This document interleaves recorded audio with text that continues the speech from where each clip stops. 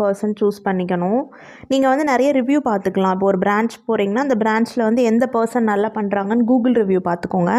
நான் வந்து ஒருத்தவங்க கிட்ட பண்ணுவேன். அவங்க வந்து எனக்கு ரெகுலராக 3rd டைம் பண்ணி விடுறாங்க. ஸோ எனக்கு தெரியுங்கிறனால நான் பண்ணிட்டேன்.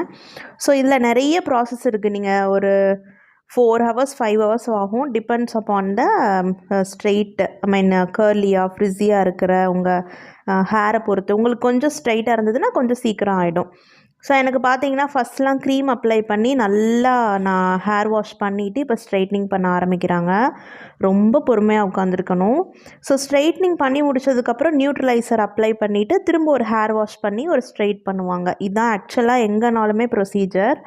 ஸோ பார்த்தீங்களா எப்படி இருந்த முடி இப்படி ஆயிடுச்சுன்னு சொல்லிட்டு. ஸோ வந்து நம்ம ஸ்ட்ரைட்டன் பண்ணி முடித்ததுமே ஒரு 2 டேஸ்க்கு வந்து நம்ம ஹேரை வந்து கட்டக்கூடாது. இப்படி வந்து விரிச்சே தான் இருக்கணும். அதே மாதிரி தண்ணி எதுவுமே படக்கூடாது.